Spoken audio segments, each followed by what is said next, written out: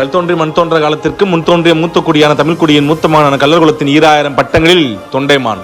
சோழ மன்னருக்கும் நாகக்கன்னிகையான பீலிவளைக்கும் மகனாக பிறந்த ஆத்தொண்டை சக்கரவர்த்தியாக அவதரித்த வம்சத்தினரே தொண்டைமான் மரபினர் ஆவர்.